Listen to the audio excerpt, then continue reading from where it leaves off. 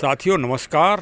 आज बड़ा संयोग है और चलते चलते पहुंच गए हैं आज बुंदेलखंड के जनपद जालौन में, जो थाना क्षेत्र है सिरसा कलार।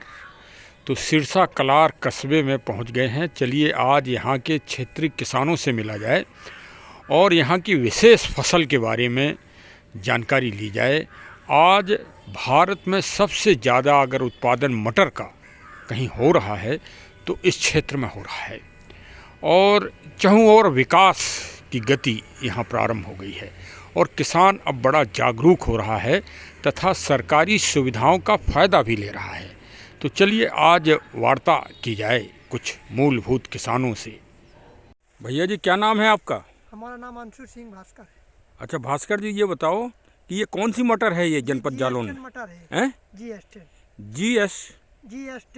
अच्छा GS10 दाना की होती है और इसको मंडी में पेंसिल बोलते हैं। अच्छा, और रचना कौन सी है? रचना वाली जी है जो सब लाल का फूल की है।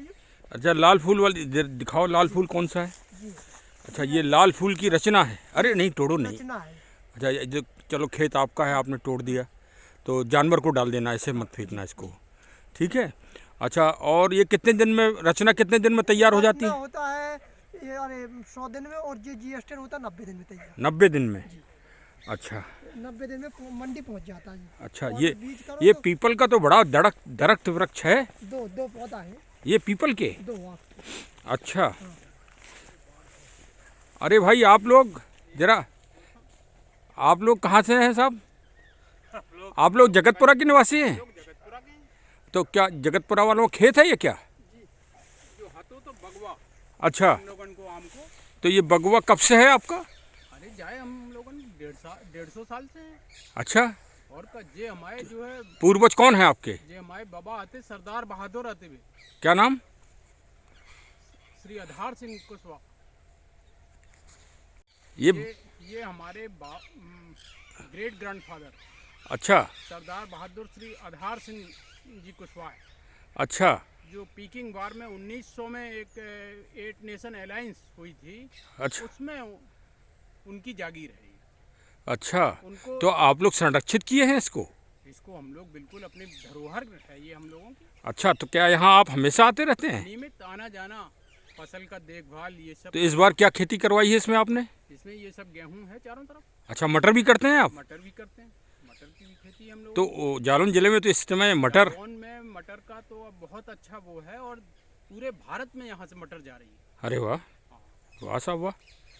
GS10 है, AP3 है और काशी उदय है। ये कई वेराइटीज आ गई हैं और सरकार भी बहुत ध्यान दे रही है और बहुत मदद कर रही है। AP3 भी है। सरकार ने फार्मर प्रोड्यूसर ऑर्गेनाइजेशन बनाया हुआ है। मतलब बुंदेलखंड के बारे में तो ये सुनते हैं कि यहाँ पानी का साधन नहीं। बुंदेलखंड के और हमारे जो ज़िले हैं वो पानी से तंग हाल हैं, लेकिन गवर्नमेंट ने यहाँ पे जो इरिगेशन के लिए जो प्रधानमंत्री सिंचाई योजना है, अच्छा, उसके प्रभाव से अब यहाँ पर मोस्टली खेत जो है वो किसान लाभान्वित हो रहा है। किसान बहुत लाभान्वित हो रहा है और इवन अच्छा, ये बताइए, लेकिन जानवर समस्या? हाँ, अभी जानवर समस्या तो यथावत है, लेकिन अभी हाल में हमारे सिरसा गांव में यहाँ भी ये बना रहे हैं ये गौशाला। हमारे गांव में भी गौशाला बन गई है, जानवरों को उसमें जगतपुर अहीर कहलाता है आपका गांव? गधेला पोस्ट गधेला। अरे उसका तो बड़ा नाम रहा है फर्स्ट वर्ल्ड वार और सेकंड वर्ल्ड वार में। चलिए अब गांव जगतपुर का भी भ्रमण कर लिया जाए, जो कि बहुत लंबे समय से शिक्षा और विज्ञान के मामले में काफ़ी आगे रहा है तथा यहाँ के आदमी एक तरह से वीर भूमि कहिए इस क्षेत्र को। फर्स्ट वर्ल्ड वार और सेकंड वार में यहाँ पर बहुत बड़ी संख्या में लोग शहीद हुए और अभी भी भारतीय सेना में यहाँ के 90% लोग कार्यरत हैं। ये पूरा क्षेत्र चाहे शेखपुर बुजुर्ग हो, हदरुख हो, ऊध हो, गधेला, पजूना, जालौन का ये जितना ये क्षेत्र है, ये हमेशा सैन्य उसमें बहुत आगे रहा है। सैन्य में और पुलिस विभाग में यहाँ के बहुतायत लोग कार्यरत हैं और राष्ट्र प्रेम और देश प्रेम यहाँ के लोगों में कूट कूट कर भरा हुआ है। तथा खेती और कृषि के मामले में भी समय से आधुनिक उसका भी उपयोग करते हैं। यहाँ गांव में दूध डेयरियाँ भी चालू हो गई हैं और दूध डेयरी से आर्थिक व्यवस्था लोगों की अच्छी हो रही है और कुछ जुझारू यहाँ के लोगों में जुझारूपन देखा जाता है। और यदि इसी तरह से गांव के लोग आज आधुनिक जो एक तरह से परिवर्तन हो रहे हैं उन परिवर्तनों के साथ समायोजन करके चलें तो काफ़ी प्रगति हो सकती है। अन्य गांव के लोगों को भी यहाँ के गांव के लोगों से शिक्षा लेना चाहिए, प्रेरणा लेना चाहिए। अध्यात्म और धार्मिक दृष्टि से भी ये गांव हमेशा उच्च रहा है और यहाँ नीतिगत और विचारवान लोग पूर्वज हुए हैं जिन्होंने समय समय पे देश की सेवा की है, जनपद की सेवा की है और हमेशा आगे बढ़ने की प्रवृत्ति को सिरोधार्य किया है। ऐसा गांव है ये। और चलिए, हमारा चैनल विशेषकर ग्रामीण अंचल की जागरूकता और चेतनता तथा प्रकृति पर्यावरण संरक्षण के लिए तो हमेशा समर्पित ही रहता है और लोगों को जागरूक करना इस हमारे चैनल का विशेष तरह काम है और सबको पर्यावरण और प्रकृति के संरक्षण हेतु जागरूक किया जाता है। तो देहात अंचल इसके लिए नंबर 1 जगह हम पाते हैं और लोग हमारा कहना भी मानते हैं और प्रकृति का संरक्षण भी करते हैं।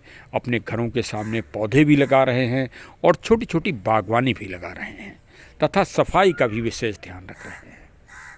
इस क्षेत्र में यद्यपि बीच का जो मध्यकाल रहा स्वतंत्रता के बाद वो अवनति का मुख्य कारण रहा, क्योंकि यहाँ के जो जिम्मेदार लोग थे वो मिलिट्री में और सेना में कार्यरत हैं तो वो बाहर अक्सर निकल जाते हैं और इस कारण यहाँ की प्रगति रुक गई और सरकारों ने बीच में ध्यान नहीं दिया।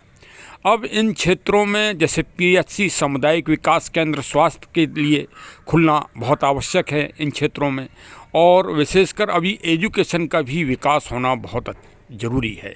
अभी यहाँ कोई इंटर कॉलेज साइंस साइड या एग्रीकल्चर साइट का नहीं है जिसके कारण बच्चों को बाहर पढ़ने जाना पड़ता है और इलाज के लिए उरई या जालौन जाना पड़ता है जो बहुत ही कष्टकारी होता है। विशेषकर बारिश के समय में तो बहुत समस्या आ ही जाती है और मैंने यहाँ देखा और पाया भी इस बात को कि इनका विकास अभी यहाँ अधूरा है।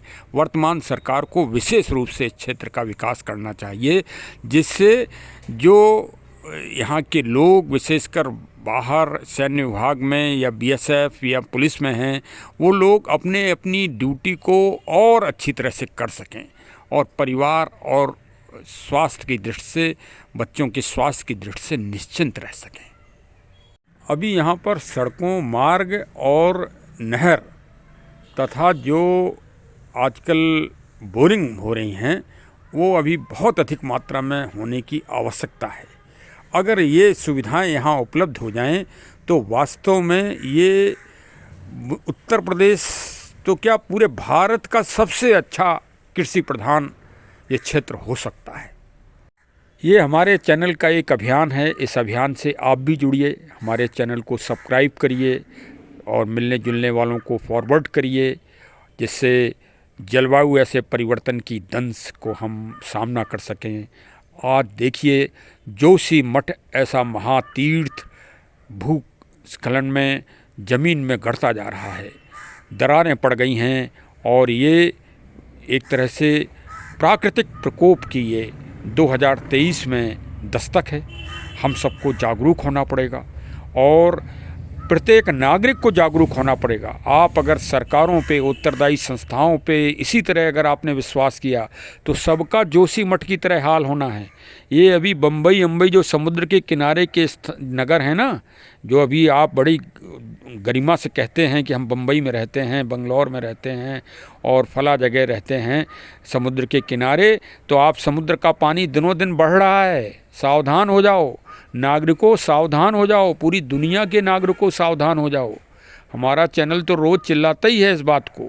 जागरूक हो और सरकारों पे दबाव बनाओ। संयुक्त राष्ट्र संघ पर दबाव बनाओ, पूरी दुनिया के राष्ट्राध्यक्षों पे दबाव बनाओ। प्रत्येक नागरिक उसी तरह का नागरिक है जैसे अमेरिका का, वैसे ही भारत का, वैसे ही पाकिस्तान का, वैसे ही बांग्लादेश का और वैसे ही न्यूजीलैंड का, जर्मनी का। नागरिकों में कोई अंतर नहीं, सांस सब लेते हो। प्राणवायु ऑक्सीजन से ही सभी जिंदा हो, चाहे खरगोश हो, चाहे हिरण हो, चाहे आदमी हो, चाहे वो वैज्ञानिक हो और चाहे किसी का राष्ट्राध्यक्ष हो। 1 मिनट के लिए सांस रोक लो, अगर कोई जिंदा रह जाए तो। कोई प्राणी, चाहे नवचर हो, चाहे तलचर हो, चाहे खलचर हो, तो प्रकृति का संरक्षण करिए और आज से ही जुड़ जाइए। घर घर पौधे लगाइए। कुछ नहीं, घर के आंगन में माँ तुलसी जी की स्थापना करिए, बाहर नीम का वृक्ष लगाइए, मौलश्री के वृक्ष लगाइए, पावन वृक्षों का रोपण करिए। चलिए साहब, हमारे अभियान से अवश्य जुड़िए। धन्यवाद, धन्यवाद।